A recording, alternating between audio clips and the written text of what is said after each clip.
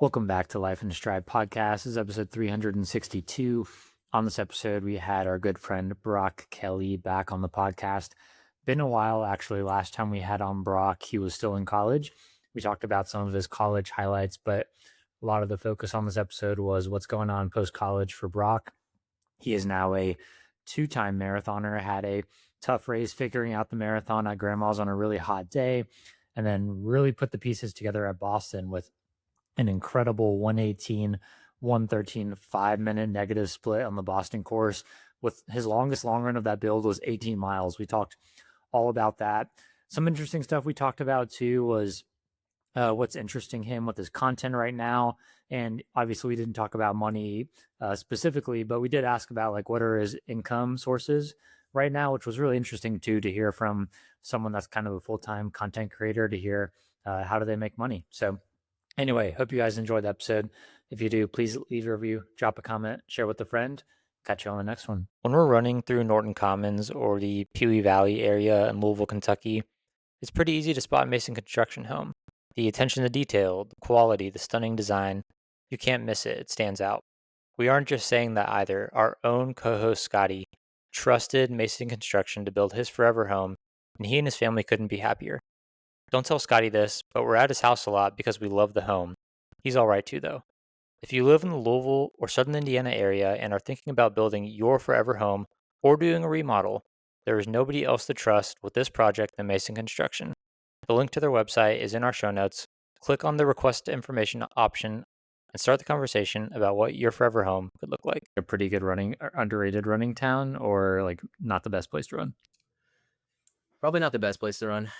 Jackson has it has a lot of places that you could run, but I don't know, like the amount of people that actually run they're from here is kind of limited. My friend Whit, did he end up with you guys for Boston? Dude, yes. Dude, Whit Whit, hung out with us at Betty's before the race, oh, and yeah, he texted me recently. Uh, We're riding the train together. We're flying into Frankfurt for for the Berlin. Berlin Marathon, and we were Yeah, riding on the same train to Berlin. So dude, shout that's out Whit. epic. Yeah. So Brock, Whit's what are Whit's a you? beast. I train with Whit pretty often just because he lives Nice. around here, and he ran 2:31:20 or something at Boston. The dude absolutely crushed it, and I was He's a like, dog. "What in Yeah. the world?" And he's been running for 3 years or something. Like he's very new to the scene, and so he's made some really good progress, and it's been fun to watch him and train with him. And yeah, shout out Dang, Whit. that's crazy.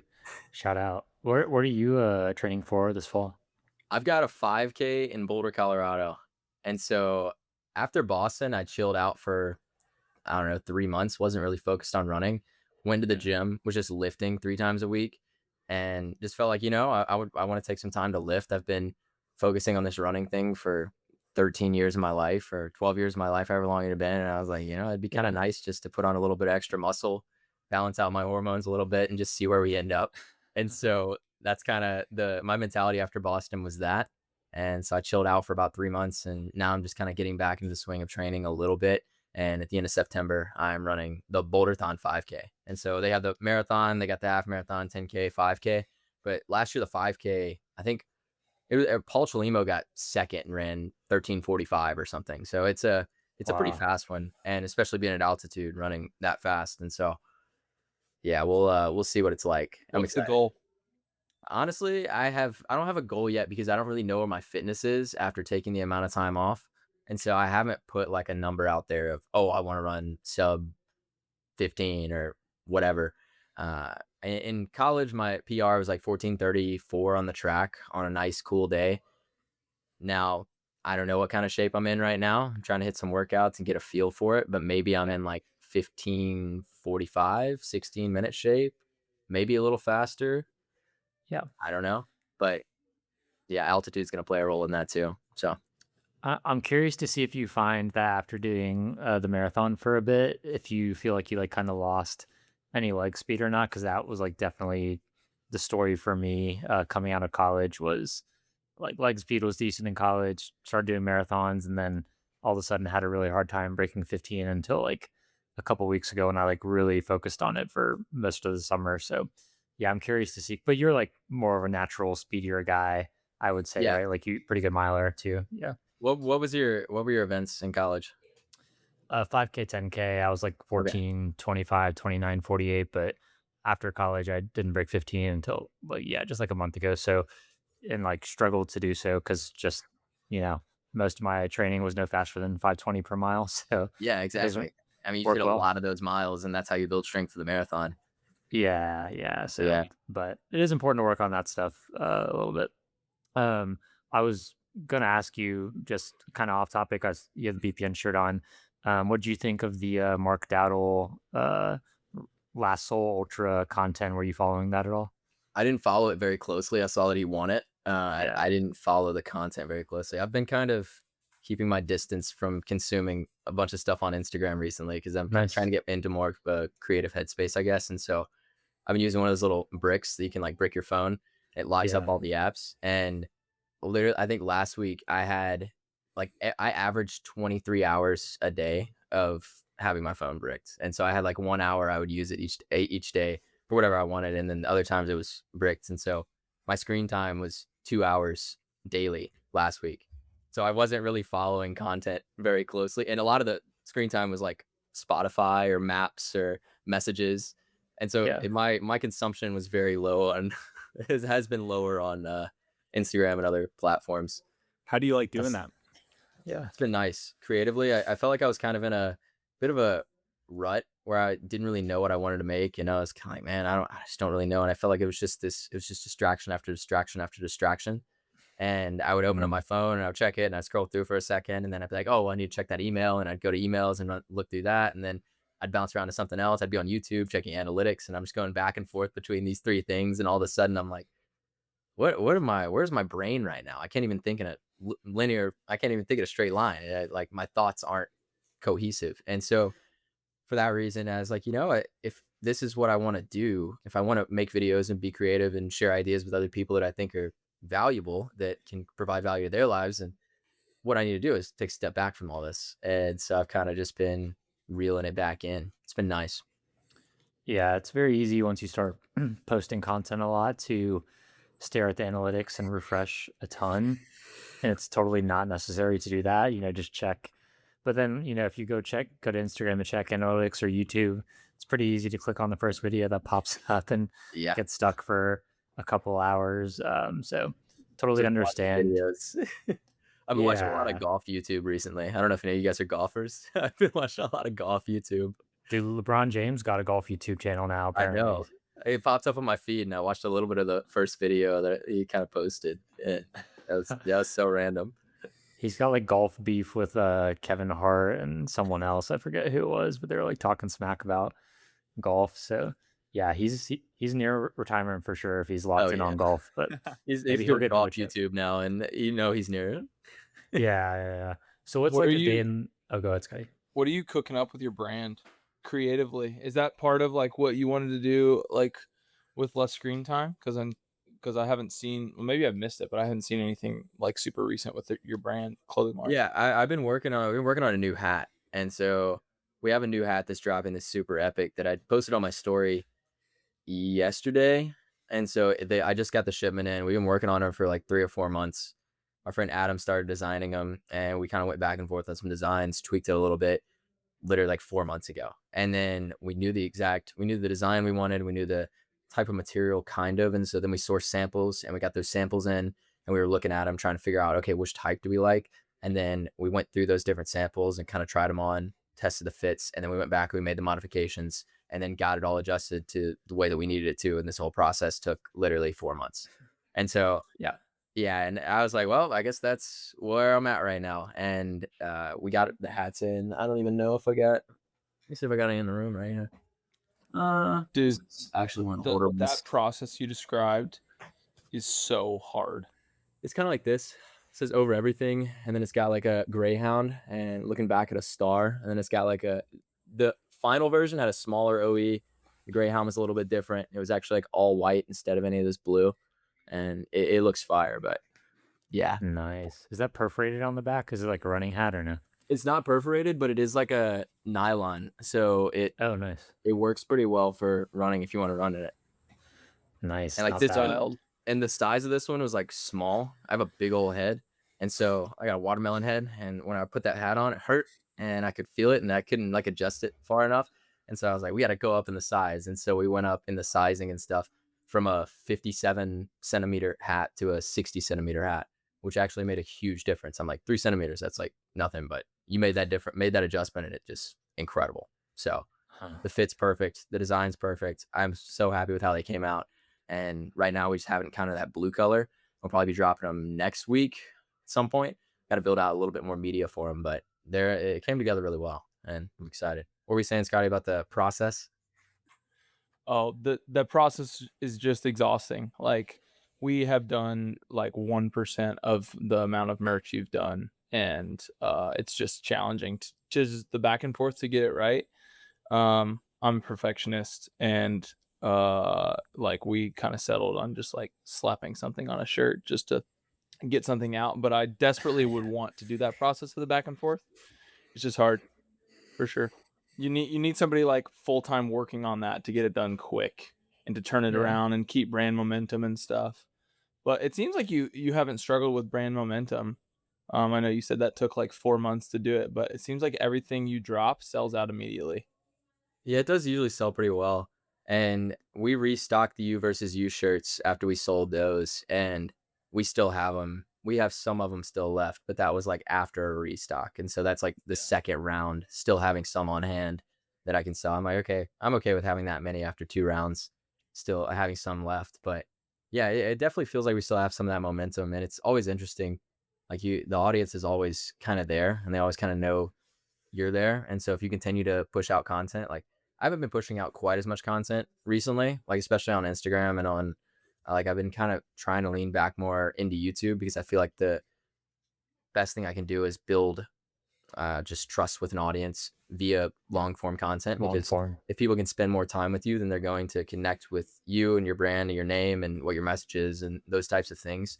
And so I've been dialing in more long form stuff, been editing like a new kind of vlog series. And then I have some ideas for some short form stuff, but I've just been kind of dialing in the process a little bit more, working more on that long form type content where I can talk about even things like I'm talking about right now, just the idea of resonating or connecting with an audience via long form content. I can talk about that on a long form platform, and people will connect with it. And it's harder to do on Instagram or TikTok or whatever it is. And it's hard to build that trust with an audience in that same way unless you're posting consistently and you're at the very top of the game. And that can be very challenging and very time consuming and hard if you want to do other things. And it's hard to have enough bandwidth to be able to do everything. And so that's something I've been really focusing on recently, is like focus as well. And just making sure that, like, what do I want to really focus on? Okay, right now it's long form, and then I'll get some short form stuff from this, but a lot of long form, and then see if we can continue to push the brand a little bit and see where we end up if we can do this well. What's like a day in the life look like for you right now post college? Are you like content and building your brand full time at this point? For the most part, I work at a coffee shop 2 days a week, which is fun. It's a good way to get out and talk to people and interact and do something with my hands instead of sitting in front of a computer screen. Because I could sit in this room and sit and edit videos all day if I let myself, but I don't think that's healthy. And so for me, I said, I need to get out and do something. And so I'm good friends with a guy who owns a coffee shop down the street, best coffee in town. Honestly, probably the best coffee in Mississippi. And he goes to my church, and my wife used to work at the coffee shop as well. And so we had all the Plug it. connections. What's the name of it? It's called Native Coffee. And Write so it Native down. Coffee, and then they just started roasting coffee, and the roastery is called Soapbox. And so you have Native and Soapbox. They're kind of like sister companies. And yeah, it's really high quality. If you're ever in Jackson for any reason, definitely stop by Native. Good quality stuff. But yeah, I work at Native 2 days a week. And so that's my interaction that I get into the world. I connect with people that way. And then whenever I'm not doing that, like if it's just a regular day, I'm usually waking up, there's Native Coffee. I don't know who's pulling it up. Is it Danny? Not me. Scotty, probably. Yeah, there's Soapbox right there. Chris is muted. So what's your go-to Scotty. coffee order, and what's your least favorite coffee drink to make? Go-to coffee order, it depends. I've been just on shift. I usually just drink a black coffee or get a pour over, because we have really good black, like, drip coffee, and we also have incredible pour overs that we'll bring on from a roaster up in North Carolina called Black and White. And so the owner of Native used to work with the guy who started coffee roastery called Black and White. Black and White's one of the best roasters in the world. And they've been working in tandem on Soapbox, kind of going back and forth. Matt's mainly been heading it up, but he's been working with the guy who started Black and White. His name's Kyle. And so Matt and Kyle have been working together on roasting their coffee and stuff. And so we have these really good pour overs that come in, and I love to get a really good pour over from from They the give shop. you too much though. Do they give you like the whole craft with it? Because I always feel like they give me too much. I don't drink it fast enough, and the craft gets cold. And I'm like, I don't know what to do. You get the little fellow carafe that comes with Yeah. it, and you pour it into a mug. And so we try to heat the mug so the mug can stay warm, so your coffee stays warm a little bit longer. But Yeah. there's always that risk. And then least favorite drink to make, I kind of like whenever I'm in a rush, or like whenever we hit a rush in the shop, it's kind of like I don't like the drinks that require a cold foam. And we don't have very many drinks that require it. We just have a few seasonal offerings. And so if I'm sitting there and I have to make a latte and do all that stuff, mixing the syrup, mixing the milk and the espresso and everything, and then I also have to go back to the fridge behind me and get out the cold foam and stuff, it's just like an extra step in the process. And I'm like, just taking too long. Are you next time you're in Boston or we're at the same race together, we need to go on a coffee date. Yeah, let's do it. You got to show me the Brock Kelly order. Yeah. I also like a cappuccino or something that's kind of like, or a cortado, something that you can taste the espresso pretty well. Yes. Dude, Danny, we should do that next time we're in a city together. Do a coffee tour. You like, but I feel like we'd only be able to drink about like 1/4 to half of them, because if you go to like 8 coffee shops, yeah, you got to eat a lot, drink a lot of water. I'm down to get zooted. Let's go. You'd be drunk before a race. Fun for funsies, Boston 2027. Yeah. Resting heart rate at 182 beats per minute. Dude, that would be fun. A coffee tour. Nobody does that. There's so many coffee shops in cool cities like Boston. The short form would go crazy. Yeah. We're running the Boston Marathon tomorrow, but first. And then have like a caffeine counter at the top. Ooh, yeah. I had a friend in college that took, I want to say he took like 10 shots of espresso one night, like staying up studying, and he got like super sick, like threw up, and miserable experience. Yeah, dude. Yeah, you can definitely OD on caffeine for sure. Yeah. Who was it? Was it Everett Smolders who ran the Ultra and was taking the caffeine cis-beta-fuel gels? He took like 14 of them. Yeah, dude. But like 200 milligram ones? Yeah. Dude, he took like 20 of those gels. I didn't know that. He for sure DNF'd. Yeah. I wonder if he knew, because I remember him making a video. Okay, so he didn't know that. He said on the video he didn't know. It says crazy. Right, like big in the front, 200 milligrams. I've seen it. Yeah, it does. Yeah, it says nootropics, all that stuff. Yeah. Brock, I'm curious, like, you don't have to obviously don't. You're asking day in the life as well. Oh yeah, go ahead with that. We can get back to that real quick, and then we can resume right there. But usually I'm up pretty early in the morning doing a lift. Me and my wife will go to the gym Monday, Wednesday, Friday, and we try to get there pretty early. If I'm working early in the morning, so if I'm working like a 5:30 shift, we're usually not up at 4 going to the gym. It's just not going to happen.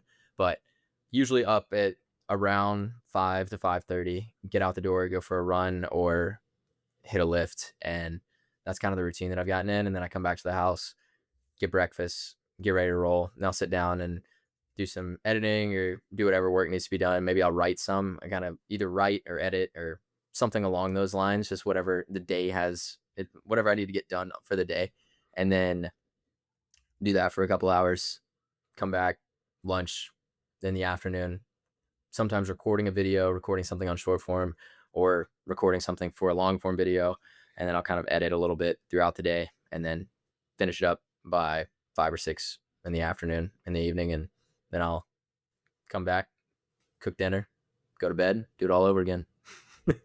Nice. Yeah, living the dream, bro. A lot of editing and making videos and talking to the camera. For some people that maybe aren't in the like content game, I think this would be like an interesting question. Obviously, don't say dollar amount or anything like that, but like, what are your like revenue streams? I guess if you're like comfortable saying, like, you don't. I mean, you don't have to talk about like how much you're making from stuff, but just like curious, like you just graduated college, you're doing content full time, you're spending some time in a coffee shop. Like, what are your like current like revenue streams? Like, how are you like surviving, right? Like I think people would just be curious to Yeah. hear about that. I Yeah, need like, I dollar just- amounts, Brock. Yeah, you need the To the exact penny. No, no, no, To no, the no. penny. much Actually, is let's your just mortgage? screen share your bank. Yeah, Yeah, we just bought a house, which is another thing. So we have additional expenses and things, and it's exciting and yeah, good stuff. My wife works in commercial real estate, and so some of our income comes from there. And then for me, a lot of it comes from different brand deals that I'm getting on Instagram. And so I'll get a brand deal with. I did one with Adidas recently. I did one with Hotels.com. They sent me down to New Orleans to just kind of hang out at a hotel and explore it. And so Mary Grace and I went down there, and they paid us to go down to New Orleans and make a video whenever we got back and about the hotel that we stayed at and kind of promote Hotels.com in the process. And so I did that one. That's sick. I've got another video I'm doing really cool. with, which this one isn't paying very much, but it's just a cool concept. So I got into kind of the fashion scene on Instagram a little bit, and I had a company that reached out to me that is doing a collab with the James Dean estate. And so it's going to be in partnership with the James Dean account, and I'm making like a fashion type video about James Dean's style, and I'm promoting different pieces of clothing that are in this line. And so I don't know, just random things like this that just come up, and I'm like, all right, that'd be a cool video. And then I just do it. And so that's where a lot of my income comes from. I get some income from the coffee shop, but it's not like a ton. Just like, oh, like here's some extra money. Cool. And it's not like Yeah. huge deals or anything, but Dude, the James Dean look, I'm looking him up now, and I Yeah. can see It's Like, genuinely you with similarities. sunglasses, bro. classic greaser. Greaser. Yeah. Yeah. He's cool, man. He was a famous actor back in the day, right? Yeah, famous actor, and like he died at a really young age, and like his motto is like the live fast, die young.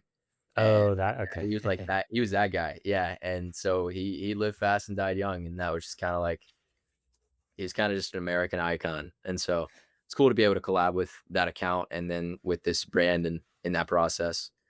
I don't think of any other brand deals I've done. I did one with Cliff Bar a while back, like Cliff Builder Protein. They wanted me to make a video for them, and I was like, sure. You did So- you were with Cadence too, right? Yeah, I'm still with Cadence, and so there's Nice, dude. some income coming in monthly from them, and then you have YouTube ad revenue, and then just whatever, whatever's there. Yeah, I mean it's multiple. That's like the reality is like it's just multiple revenue streams if you're doing content for sure. It's just Yeah, like my account, you got to kind of support. Yeah, yeah, I'm sure. Yeah, it's probably a bunch of paperwork to give them. Yeah, Ours probably does too. yeah. You mentioned you got married, I think, and I'm curious. Like you got married like fairly young, right? So we have a lot of listeners like around your age. You got any marriage advice as like a fairly newlywed for all the young people out there that are maybe getting married soon or just got married? I feel like it's just I think the best advice that I've kind of heard and that I've applied to my life is that it's not always going to be like a 50-50 where it's not always like this perfect give and take of trying to like make everything, oh, well, you did this, so I did this, and you did this, so that means that I don't have to do that. It's like just sometimes you're going to have to do all the work and get some stuff done that needs to be done. And then sometimes she's going to be able to do work whenever I'm tired and exhausted and I've been doing stuff all day. And I'm like, man, I just don't have the energy. And she's like, oh, well, I'll vacuum the house and I'll cook dinner and I'll do that. And I'm like, oh, okay, that's awesome. And so it's kind of just a give and take in the process. And I think that's kind of helped us a lot in like the first, we're coming up on a year of being married. And so we got married in Nice. October of last year. And so that's kind of just been the biggest thing of like, okay, it's not always going to be this 50-50, but it's okay. Just kind of, if there's times where, you feel like it's not fair, that's okay. That's what you signed up for. It's a selfless act. And that's Yeah. kind of what we see in the Bible as well. It's like the biblical representation of things of like Christ representative of the body. And, he gave, I don't know, he had that, he gave himself up for the church. And that's kind of what we see as the representation in the Bible of like, it wasn't fair, but like he sacrificed himself in that way. And so it's kind of just like living in this sacrificial love. Yeah, that's a great comparison there. And I think, you definitely can't keep tally in a marriage. Like it's not going to end well if you're keeping tally or keeping score about if you're doing more if your spouse is doing enough or whatever, yeah, that's a dangerous route to go down. So great newlywed marriage advice right there, because it's very easy to go down that route. Once you Yeah. get married, you move in together for the first time, it's very easy to do that as you're getting used to it. I find But it it's good. I find it being more like, especially when things get down to the like nitty gritty, like jobs get really hard, or like kids or like newborns get really challenging. I find it being like day by day is like 100-0 or 0-100 or like 90-10. Like, like your spouse has just had like a really gnarly day, and learning to be there for your spouse in those days, and just like without asking or without like any snarky comments, just do everything. Yeah. And just help them out. At However you least I can show find up. that after 10 However you years. can show up. Yeah. So what were before we like dig into maybe a couple marathons you've done, what were some like highlights from college, whether they were personal or like athletics related? Do you have any like big highlight moments from your college career? I think it definitely, like, I don't know, there's like definitely some races that come to mind. Just the team atmosphere, like some crazy runs that we would do. Like I have some good memories there. I'm trying to think. There was a specific race, regionals 2024, 2025 for cross country. And like I just played the race perfectly, and I just barely got us through to the national meet. And so I was in maybe 80th place at the halfway mark, and I passed like 45 guys in the last 5K, and ended up placing high enough to where we made it to nationals that year. And so that may have been in my 5th year. May have been one of the last races I got to do in cross country, and one of the last 10Ks that I really got to do. And so it's kind of an exciting moment. And so I think about like those types of races and just learning how to push myself in training as well, and being there with a team of guys that were pushing themselves, and just kind of in that atmosphere of like, okay, we're just going to hurt for an hour today. And you go out there, you just run really hard for an hour, and you finish it up, and you have the camaraderie after, and it's like everything is all right, even though it felt like you were about to go to war whenever you started. Yeah. And so there's definitely some good memories just being a college athlete, being able to be on a team of guys that cared about running and cared about getting better at the sport, and seeing guys on the team that were just performing at such high levels. Like we had a guy who was a national champion on the team. We had some guys that were All-American, and just like watching these guys and being teammates with these guys and running with them, and just taking inspiration from them. It was a cool experience being a college athlete. I don't think I would really like want to do it right now. I'm not like, oh man, I want to go back right now and go wake up at 5 a.m. every day and do these really hard workouts that are just going to destroy me 7 days out of the week. And I'm not really like in that headspace right now, because I'm like, I think I had enough of that in college. But I still do love running, which I think is a lot of people kind of lose the love after college. They finish running in college, and they're burnt out and exhausted, and they're like, yeah, I'm just never doing this again. And for me, it was never. For me, I was just like, I'm gonna keep running. I enjoy it. I like it, and it's something that I've done forever, and I don't see a reason to give it up. And so, yeah. Yeah, I've experienced that a ton. Like most of my college teammates do not run anymore. I mean, I knew some D2 like national champs that when they graduated college, they just cut it like cold turkey, like quit running.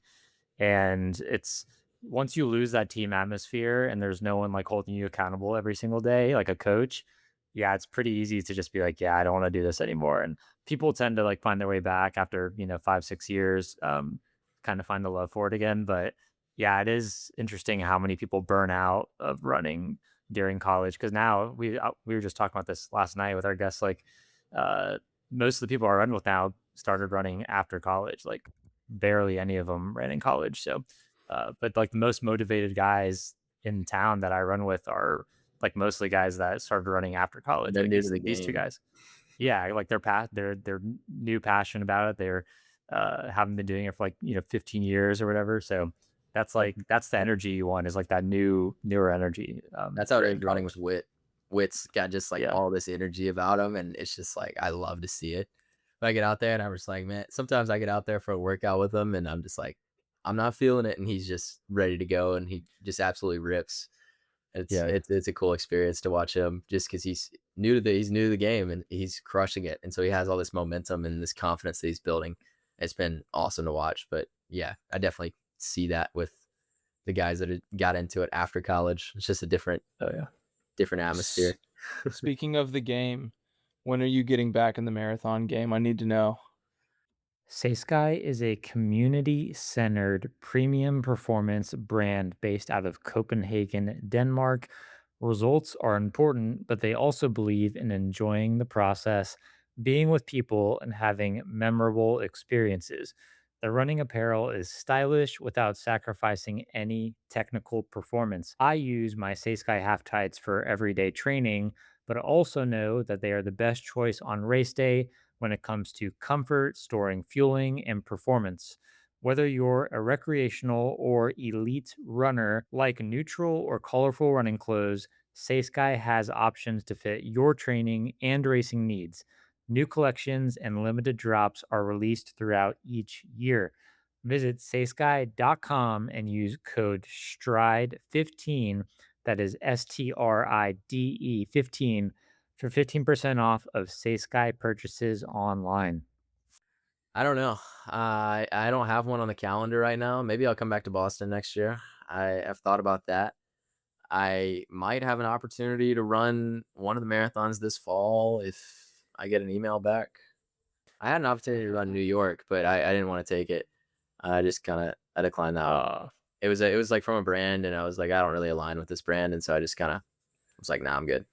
And so I had that. Dude, one of the brands last year sent like all the influencers out early before like the pros started. And then all the pros ran by them, and all the influencers were like selfieing as the pros ran by. I was like, dude, if I was a pro in this race, I'd just be like, what a joke. Like that would have drove me nuts. Yeah. So whatever. But I don't know. I might have an opportunity with Brooks if they might be able to get me a bib. I'm waiting to hear back, and so I don't know all the details on that yet. And so they said maybe. They asked me if I was running, and it wasn't like an official Brooks email. It was from a marketing agency, and I would have to sign an NDA to find out all this stuff. But the brands they've worked with recently, they've done a lot of stuff with Brooks in the last 6 months. So I'm like, it's probably with Brooks. And so if they have a bib for New York or Chicago, then maybe I'll run a marathon in the next couple months. We'll see. Anyway, it's not going to be a really fast one because I haven't been training a ton, but it would be a fun one. I would enjoy it. But if I'm not doing that, then maybe Boston would be the next one. That would be the next like big marathon I might do, but we'll see. 219 at Boston. Yeah, maybe if we get some good mileage under the belt. Sorry, Daniel. All good, man. You're at the level of fitness now where you could just, on a couple weeks' notice, jump into a marathon and run a decently well time. If you had to jump into, let's say, what's the next one coming up? Berlin. That's the end of September. What would you run at Berlin?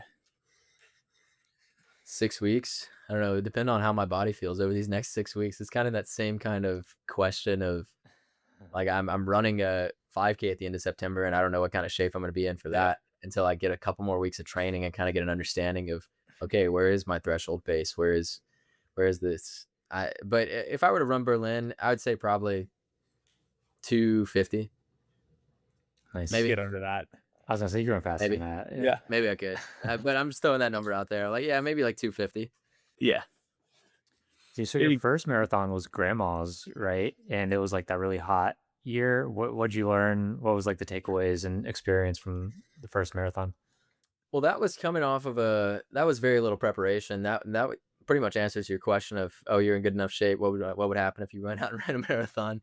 Because that was at the end of my like collegiate track career. I signed up for a marathon in June. So the season ended in May, like maybe first week of May. And then I had that marathon June 22nd. So I had about 6 weeks to get ready for it after the season was over. And then I took a week off after the season because I was just exhausted, because that's how you tend to be at the end of a collegiate running season. And so took a week off and then kind of got back into training a little bit, and then hit some crazy long runs, and then went out and ran grandma's. And so I had very little preparation from a aerobic standpoint. I'd been running decently like hard long runs in training in track season, but I hadn't really been doing anything to prep me for a marathon. And so, I got out there. I was underprepared for sure. And then the day before grandma's, it was, I guess it was kind of cold. It was 50 degrees at 3 p.m., something like that. And we were picking up our bibs and perfect weather. And we checked the forecast. And the next day, there was this thunderstorm that was moving in that night. And it brought the temperature up to a 77-degree start and then crazy humid. And so It's crazy. at 8 a.m. the next day, it was 77 degrees and insanely humid. And so, Did you try and just blind faith that yeah, I had no storm clue was- what I was going to be able to do or what was going to happen whenever I made it to the later miles. And I'd been training. I'd hit some like decent long runs. I hit a 20 miler at 6:45 pace or something. And in the hottest weather I could possibly imagine, the worst conditions, very similar conditions to what race day was like. And whenever I got out there in the race, I just, I wanted to run in the 230 someplace, and I said, yeah, well, we'll just see what happens. So I kind of eased off into the pace, running 5:45 to 5:50, but I sweat a lot when I run, very sweaty runner, and I sweated out every bit of electrolytes that I had. And so mile 20, I was just cramping terribly. And so I started cramping really bad at 20, and then 22 was just cramps. I had like 9 or 10 cramps in my legs, and I just fell over on the side of the course and just sat there for a second. These like security or police officers came over to me and they were like, "Hey, are you okay? Like, what's going on?" And I'm like, "Oh, my leg's just cramping. I don't know. I feel fine, but my muscles aren't working." Okay. And so then girl came over, gave me some tailwind, and so I took some tailwind and that was some electrolytes and whatever, and kept running and just tried to like crawl my way to the finish line. And so ended up running 250 still. So I qualified for Boston by like 10 seconds or something. And 250.17, I think the cutoff was 250.29 or whatever it ended up being this past year. So I barely made it under. And yeah, so I applied, got in, didn't know what the cutoff was going to be. And that kind of set me up for, okay, let me come back. It's kind of a revenge tour, if you will. Yeah. What are the oh, go ahead, Jamie. lessons you learned that you applied at Boston? I did an actual prep. That was a big one for sure. And so I ran grandma's. That'll help. That'll help. Yeah. I ran grandma's, and fueling was a big one too. But after I ran grandma's, I took some time off because, I just finished my last college track season, and I was also, I'd just run a marathon. I was tired. I took maybe a month off or something like that. And I said, I want to see if I could run 100 miles a week again. And so I built up to running 100 again in the fall of 25 and built a pretty good base, pretty good foundation. And then I dropped the mileage back down, and I called my friend Paul. And this was probably in November. Called Paul and I said, "Hey man, and I got married in October. And so I took some downtime there. Wasn't really focused on running. And then called Paul. He does blue collar endurance. I don't know if you guys are familiar. Yeah. Yeah. Yeah, Oh dude. yeah. I Paul love Stafford. talking videos. Yeah, dude. Paul Stafford's a beast. And I'll tell you, I'll tell a story about Paul in a little while. Okay. He said, "Yeah, dude, I'll train you for a marathon," and told him kind of what I was doing. And I wanted to run Boston. I had a half marathon I signed up for the end of January, and I hadn't raced since grandma's in June. So did that, and he wrote out a training plan. We peaked at maybe 65, 70 miles a week. We didn't run that many miles for the Boston build. And then after that, we did, I know our longest long run was 18 miles. And so very untraditional approach. So 60-mile weeks with an 18-mile long run leading into Boston. But I was doing a lot of threshold work, a lot of hard aerobic sessions, and 3 hard aerobic sessions per week, usually 2 threshold sessions, and then just recovering whenever I could.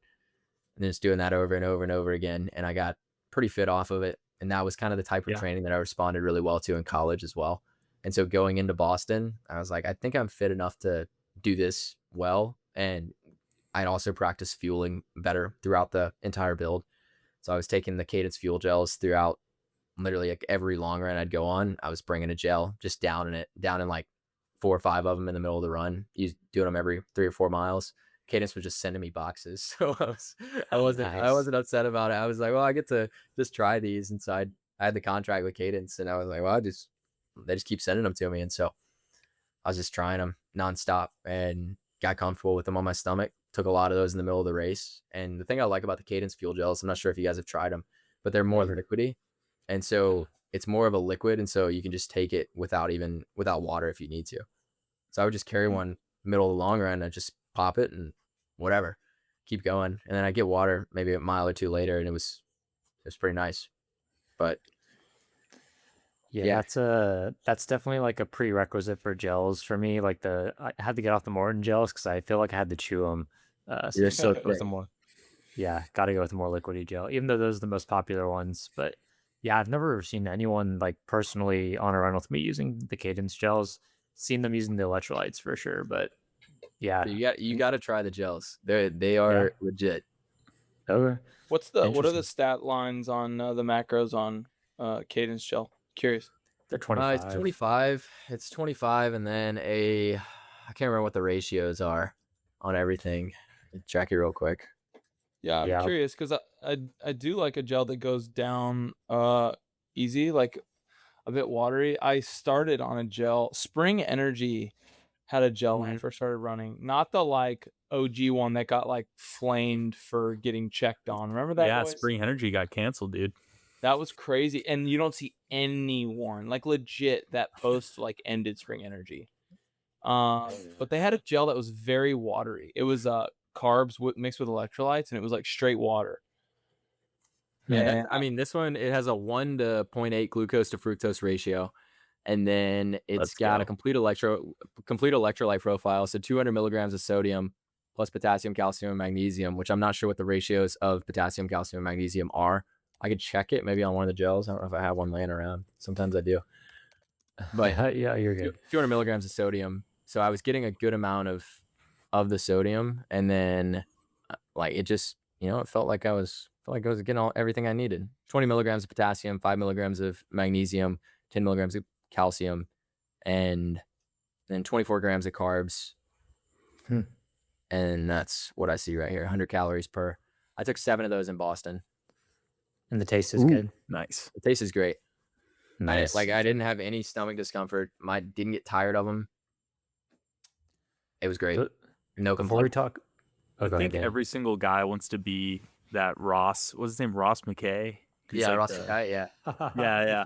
Because I'm pretty sure his wife's like a supermodel. Like he drives a cool car. He like has this cool runner look, buzz cut. Yeah, he's like the cool accent. Yeah, cool accent. Ross is a beast. Yeah, his Instagram ads are always so funny to me. I just love how I don't know, they're good for sure. Like I like how he breaks down the product. It's good stuff. So he's like, just like so cool. I'm sure it takes so much effort to like curate that persona, but maybe that's actually him. I hope it is. I want to believe. I haven't. So he has a YouTube channel where he just documents everything, and I'm sure it's more. Oh, it's probably pretty close to like who he actually is. I haven't watched it though. You need to check it out, dude. Cadence, I don't know how, but their investment in the sport has been like crazy. Like the names they're getting, like the pro athletes, the content creators, like they did Clayton Young's YouTube series for one whole marathon build. Whatever. I mean, they're not that like old of a company. I mean, they've been around 3 to 5 years. Yeah, maybe. And they've like completely found in a super oversaturated market where like there is way too many choices for gels and especially electrolytes. Like there is way too many electrolyte brands, and for them to like break onto the market so well.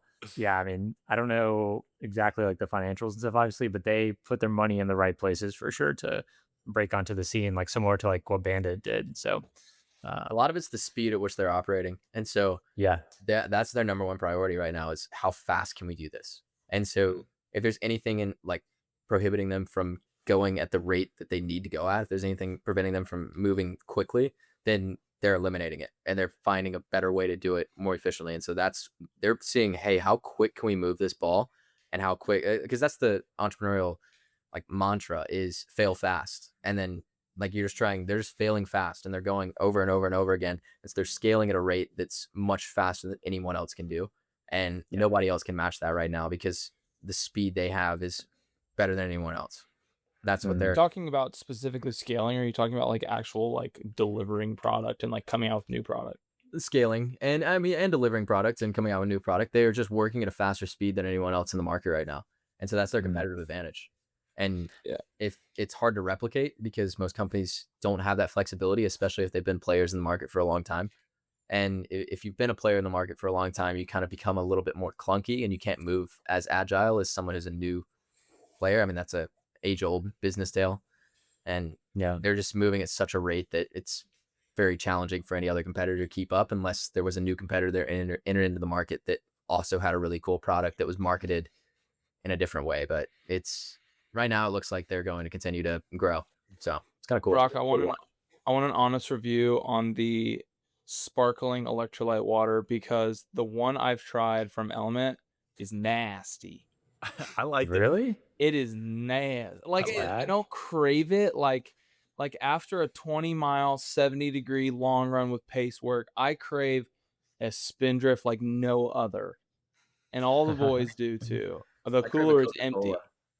Yeah, but what? Oh yeah. Yeah, What's dude. the honest review of It Cadence? hits hard. The Cadence ones, they're wild. I did a long run with a friend of mine.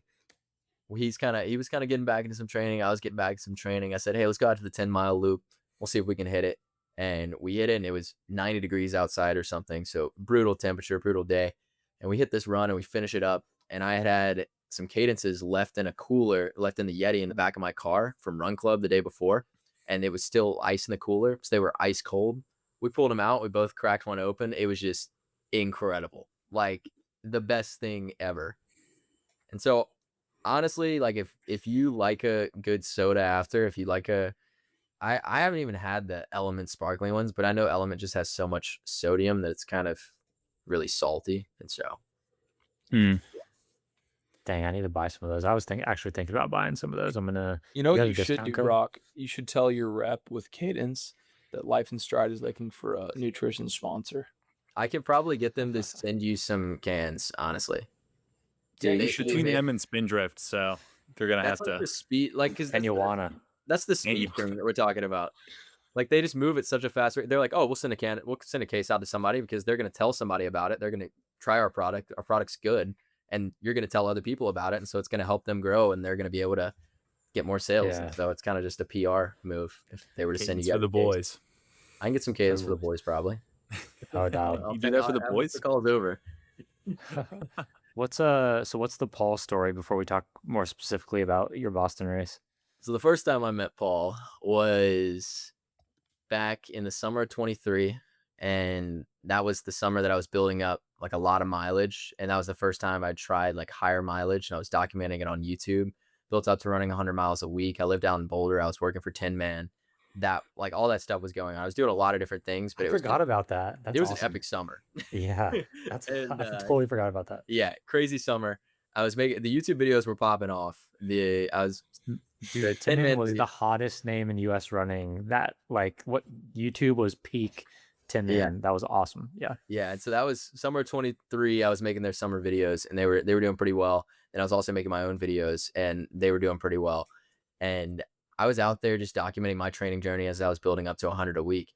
And on the 100-mile week, I'm at this bar hanging out with Paul, and I got invited somehow. Like I don't really go out to bars very much, but somehow I got invited to this pool hall, and I love playing pool, but that's a side note. But I got invited to this bar, and I'm sitting there and I'm shooting pool maybe on like a Wednesday or a Thursday night, and we're just hanging out, just having a beer or two. And Paul, that's like maybe the first time I met her, or maybe I met him before this, but he was telling me he had just moved to Boulder and he was going to try to walk on to the Colorado team. He was saying, hey, like the Colorado team, they're going up to Gold Hill this weekend. And I was like, well, what's Gold Hill? They're like, well, have you ever heard? He was like, well, have you heard of Magnolia Road? I was like, yeah, I've heard of Mags. And he said, well, like think of Mags and then put it on steroids and make it twice as hard. And that's Gold Hill. And so I said, okay. Well, he said, you should come with us. And so I had a 18 or 20 mile long run plan for that weekend. And I said, yeah, okay, I'll do it, whatever. And so I texted, I knew Reed Fisher had run it and Drew had run it maybe once. He'd run part of it. So I texted both of them and I was like, what can you guys tell me about this Gold Hill place. He was like, you should go do it. It's terrible. It's the worst experience ever, but it's also incredible. I said, okay, I'll go do it. And so I went out, and at this point I'd done Mags, I'd done Rollinsville, and I was going to do Gold Hill, which would have completed the trifecta pretty much. And so I think if you're going to go live out at altitude in Boulder, you have to do all 3 of those runs if you're going to consider yourself having a successful summer. So if you didn't do all 3 of those runs, you didn't have a successful summer. But that's a side note, I guess. But so I go up there, and it's literally the entire Colorado team. And this is back when Mark Wetmore was there. And so Wetmore was still coaching. And Sick. it was just me and Wetmore and Paul, Dude. and then the whole Colorado team.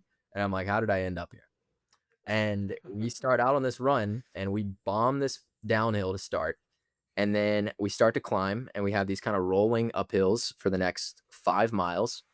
We take a right turn, and then we hit the biggest, steepest downhill I've ever seen in my entire life.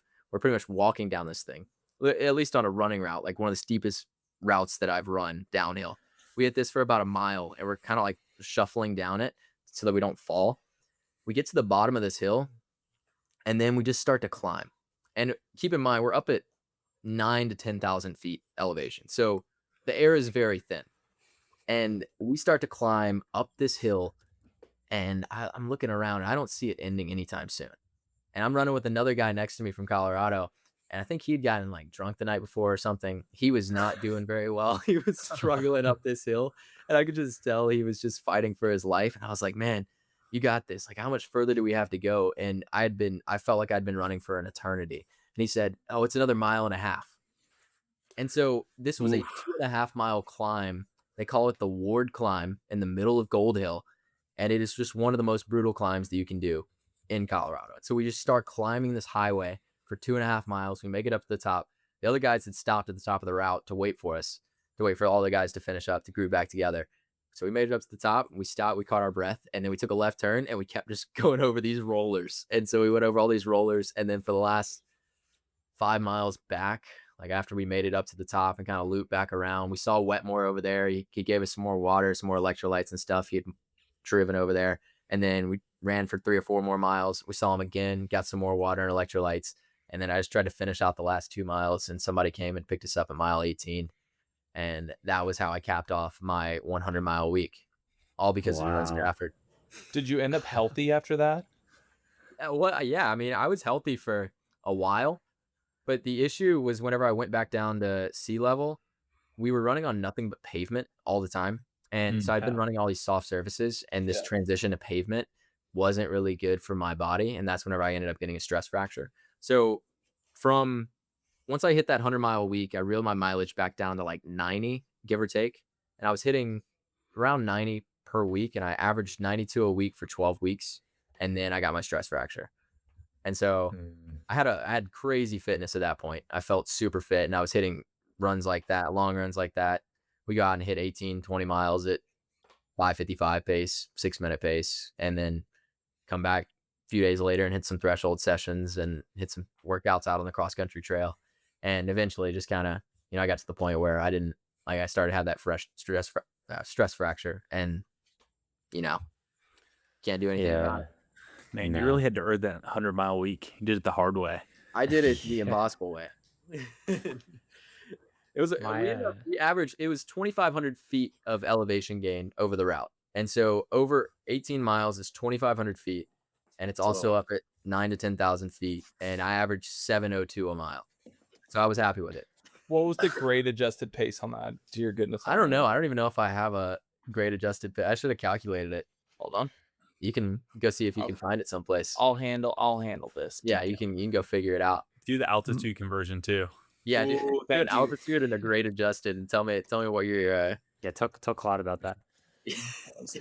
Dude, my biggest 7-day span in college was one summer going into my senior year of college. I went to train at Dartmouth College for a bit in Hanover, New Hampshire, and you guys remember Ben Shrew, legendary 5K guy back in the day, run for Saucony. He trained alone in New Hampshire, and he joined us for long run. And he was like, it was summer. So he was like, I can count how many times on one hand I've ran with someone else this year. And I was like, wow, this is cool. And he like totally dropped my shiz on like a 22-mile run, like nobody's business. And it was funny. I was like, what's your next race? And he was like, the Brussels Diamond League. And I was like, yeah, I'm getting ready for D2 cross country. So Yeah. different levels here for sure. Yeah. All right. You brought, oh, go ahead, Scotty. What you got? So if You need a temperature as well. Oh, yeah, what was is it? it hot? It's summer. Dang, Dear Boulder gets goodness. Boulder gets bad out give me there? that. Yeah, I mean, if you're down at let me find it. We started a little early in the morning. Give me a second. I'll find the run. All right, But I'll yeah, tell you what it was. Boulder does get warm. The grade adjusted pace for 9,000 feet, if it's not on flat for a 702 for that much elevation for 18 miles, is 607 per mile. That's not bad. And then, but the sea level equivalent is 526 per mile. What? Oh my gosh. Brother, you needed like you probably need like a full week of recovery. You did a marathon effort. Yeah. Oh yeah. It was probably Wetmore said it was the equivalent of like a 30-mile run on the body. Wow. He said that's how hard it is on the body. Jeez. Who were like the dogs on Colorado's team at the time? Was like Joe Klecker still on the team? Klecker wasn't on the team. Charlie Sweeney was on the team. I Yeah. don't know if you know him. Yeah. Chris knows everybody. I'm trying to think of who else at that time, but maybe Sweeney had just graduated, so I don't know who their top guy was at that point. Yeah. Nice. But yeah, let me look. The cool Ward story. climb over here, we gained 407 feet in mile 8. 1 mile. In 1 mile. It's like a trail run. That was when I was questioning my life decisions. What was that mile split? 827, 608 nice. gap. 608 gap. Wow, dude, that's crazy. go. That's probably not even considering altitude. That's It's crazy, not. bro. Yeah, Dang, it was that's wild. it was nuts. We were. Let me check the elevation on this. It looks like we started up at 92. So we're up That's in high enough for a headache. Yeah. It was High enough for a good time. 2234 is what I had for my total feet of elevation gain. 702 pace, 2,234 feet of elevation. Elapsed time was about 5 minutes longer than the moving time. Honestly, whenever you talk about your greatest performance, don't even say Boston. Yeah, I was gonna say this is better than your Surviving Boston this race. Low key. Yeah, like the overall gap was like 2:22 marathon pace for 18 miles. Like, it's pretty good. I don't have I don't have any temperature. I don't know where. I don't see any here. I don't think it got any of that data from my watch or anything. So I can't tell you what it was like. We started at 7:30 a.m. So maybe it wasn't too bad. Dude, speaking of Boston, how on earth did you run 118, 113 splits at Boston? Well, I got flipped in the back.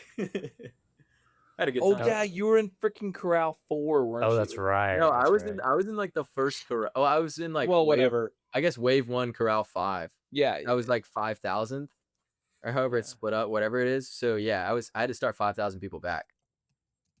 Ooh, And so so it that didn't like open- really slowed you down. It didn't open He up did to like what, mile 7 or 8. who else did that? Jack Keys? Yes. Yeah.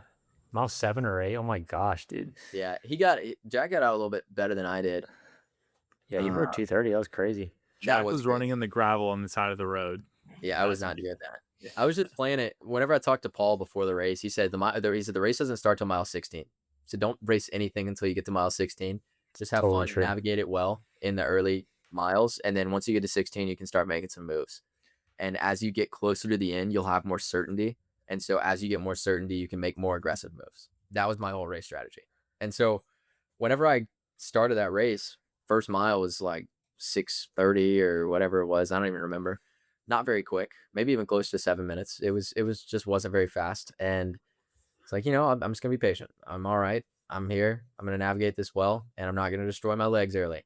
And so just kind of found that rhythm, 6:30s. And then all of a sudden it was like 6:15s, 6 flats. And then by the time I got to mile 7 or 8, I was down running maybe 5:50s. I could look at all the splits and stuff and find those.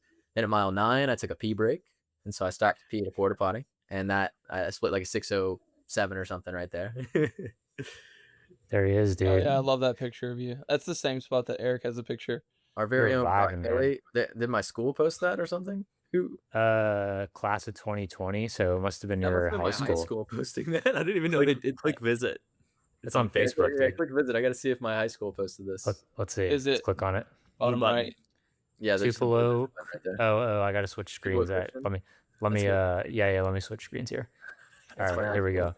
go. Tupelo Christian So funny. Preparatory School, dude. They're proud of you. Should I Let's see drop the a comment? comments. Are there any comments? Yeah, did anybody All see it? smiles, a comment. mile It's 17. like my mom right there posted that, all smiles, and then Okay, that's 5:48 per mile average. Elite stuff. that was my nice. coach in high school, Greg Warnick. Nice. Jane Cox Yes. taught me computer. She was like my computer teacher. Becky Dye worked in the front office. These are all just people I just like knew from. Chris, Dude, that comment GIF is handsome! rad. Exclamation point! Handsome. I don't know if I should comment on this from April 20th. You should 100%. bring it back. Add him to say this guy stinks. This guy's Just pretty kidding. epic run, Brock. This guy's pretty Dude, that's my first beautiful. Facebook commenter post in several years. So shout out. I We just- haven't been on Facebook in a long time. That's funny. Yeah. I thought you were about to But, start scrolling and press. Like, Oh, guys, no. let's just catch up. I haven't been on in a minute. Yeah, I would be curious to see what's on there. I almost like there's probably a lot of people from my past. I just like I don't know. I probably just don't care that much about to find out about. So whatever. Maybe that's mean. But Yeah, later part of Yeah, go the race ended up just, found a rhythm and started. Once I made it, the crazy part was making it to the hills, because at 17, the Newton Hills start or whatever. And so making it to the Newton Hills, I was like, I feel fresh and good. And I was looking around at the guys around me. Nobody looked fresh. Nobody Carnage. felt good. And I was like, I am ready to go. Like, I feel like my race starts now. And so I started just attacking these hills. I was passing people on the uphills, passing people on the downhills. It got a little bit challenging in the middle, but all of a sudden I realized I was at the top of Heartbreak Hill. And I thought I was on the hill before Heartbreak. And then I was like, wait, that's all the hills. And so I made it to the top of the last hill on the course and was just like, wait a second, that's all that there is here. And so from that point forward, it's downhill for the last 5 miles. And so just found the rhythm there, started splitting 520s and just rolled my way in. nice So- thing. I was getting calf cramps, but That is Yeah. awesome. I felt like I felt like I had more aerobically, but like my muscles just probably should have done maybe a 20-mile long run or a 22-mile long run, so my muscles could handle a little more. But you live and you learn. Second marathon ever, so we're all right. Impressive. If the run in Colorado was a 10, that hill, I can't remember what that hill was. What were the Gold Boston Hill. Hills? What were the Boston Hills? If that one was a 10. Boston Hills were like a 1. Like I run more hills in my neighborhood here in Jackson than I ran at Boston. Like we were looking at the grade of the hills we run here, and I was like, oh wait, this is like nowhere even close to like the grade here is steeper than the hills in Boston. So my neighborhood around here in Jackson is pretty darn hilly, and that's all I was training on for the whole build leading in. And so once I made it to Boston, I knew I was ready for the hills, but I just didn't know how I was gonna respond in those last 6 miles of the race. So whenever I made it there and I felt good and my legs weren't completely dying on me, I was like, all right, sweet.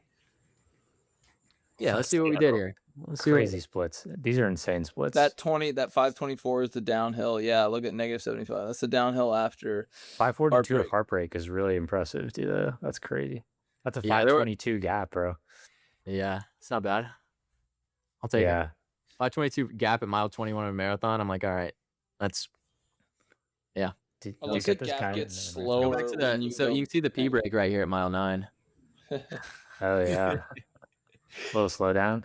Yeah, Dude, I mean, yeah, impressive splits. I've yet to figure out the Boston course, and for you to do it first time with a 5-minute negative split, yeah, it's pretty impressive. Especially like you said, 18-mile longest long run during the build. I mean, this course is like if you're not ready for that last 10K, you're gonna pay the price. So yeah, really impressive. Yeah, considering appreciate that. everything. it was definitely hard. I mean, any marathon is hard, but I was just kind of Yeah. like, it was that revenge tour, like I was talking about. I had to get revenge on grandmas. I didn't want to have the same situation happen, and so I knew I was on track for something good, and rolled it in the last 5 miles. Ended up running pretty well, and I was happy with it. Yeah. Does a race like that make you think like will you ever go for something like the trials or anything like that, or is that has that crossed your mind at all? I don't know. Like I've thought about it some, but I'm not trying to jump into that pool right now. Yeah. Maybe at You got a some lot point of in the time. future. Yeah, maybe at some point in the future, but I just coming off of I don't know, like my college running career, coming off of that and being like, all right, I've been racing competitively forever, and now I just want to chill out. That's where I am right now. But I like Boston for me. Like my mentality going in was I want to have as much fun as possible, and I want to have more fun than anybody out here. Because my friend Steve, I don't know if you guys have had Steven Jones on the podcast, but if you haven't, you should. We I will. know who he is. Yeah, you're in You Mississippi don't you State, forget in about Steve. Colorado. Yeah.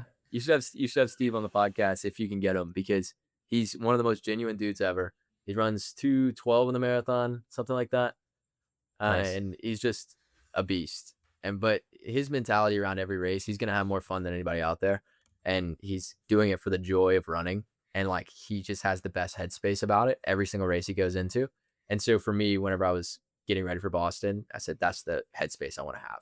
I want to be there, just having more fun than anybody out there. And so I'm smiling, I'm giving high fives. I don't care that I'm running 5:20 pace. It doesn't matter. Or like 5:40 pace. I'm still smiling, still giving high fives, because even if I'm hurting, what is it?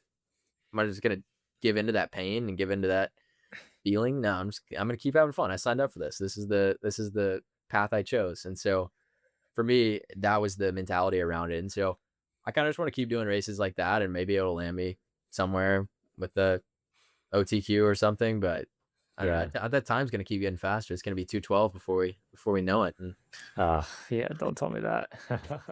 Yeah, you make a good point. I mean, yeah, I tend to like get too serious on race day for sure and like forget to have fun. So that's something I need to start doing, especially at the majors.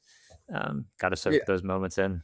it'll take you so far. And to see guys like Steve doing it at the highest level, or like decently high level. I mean, he's running 2:12, which that's not like the fastest time ever, but he's a quick dude. And to see him doing it at a pretty elite level and having that type of fun with the race and just enjoying it, you're just like, okay, this guy, anyone can do it. And there is something there if you want to approach it that way. Yeah, for sure. For sure. Excellent advice. Yeah, it's great advice. Yeah, I think I need to hear that, and a lot of people Striegel, need to hear that for sure. you should We all listen do. to Cyndi Lauper's song "Girls Just Want to Have Fun" before your next marathon. More help of a Pink Pony Club guy, but That's fair. I'll do It's that. essentially the same message. It essentially is. Okay, cool. Yeah, I'm just looking for a song with like the similar message. So as long as we're on the same page, some Rodrigo, something like that. Yeah, I'm recently on a "You Found Me" by the Fray kick right now, but Chris but wakes I'm up about and to goes to transition bed with "You Nickelback. Found Me." Yeah, Back I'm to bringing it back. Nickelback. Yeah, I've been listening to Photograph a lot. Yeah, Dude, there's a You're- couple of artists that will never die in popularity. Nickelback's one. Nickelback was like the laughing stock for a while, but I feel like they've rallied recently and people like them again. So Everyone secretly likes Nickelback. yeah, Kinda like Linkin Coldplay. Park too. Heater. Yeah. What's the other Coldplay, one? There's another one like Nickelback. Heater. Help me. Creed. Yes. Is that it? Love yes, some Creed. Hey, it was on the tip of my tongue. Linky Park. Yeah. Start singing it. Linkin Park, yeah, that's I'll another finish one. it. I always think about that Anthony Bourdain clip where he's talking about how he hates Creed. Have you seen that? No. He's like, dude, Creed's just so bad. He's talking to some guy in a foreign country, and he's like, do you guys know Creed? And he's like, yeah, I hate Creed. Creed's the worst ever. Oh, dude, Creed's got some heaters. That's crazy. Yeah, I know. It's an interesting take. I was like, all right, Bourdain. Crazy take. You guys got anything else for Brock before we let him go? Unless we want to play karaoke. No. Start singing random songs. I'll pass, but if you guys want to sing, you can go right ahead. Yeah, I'm not going to slap you. I hear Danny's the king of karaoke, about 9 Mick Ultras deep. But we don't drink anymore because we just run marathons. So. Bro, you've seen it. You were at my bachelor party. You've seen it. I know I've seen it. Yes. Yeah, I was It gonna was say I fantastic. think anyone can crush karaoke at 9 beers deep, or think they're crushing it. I think You know? yeah, if you're 9 beers deep, you definitely think you can crush karaoke.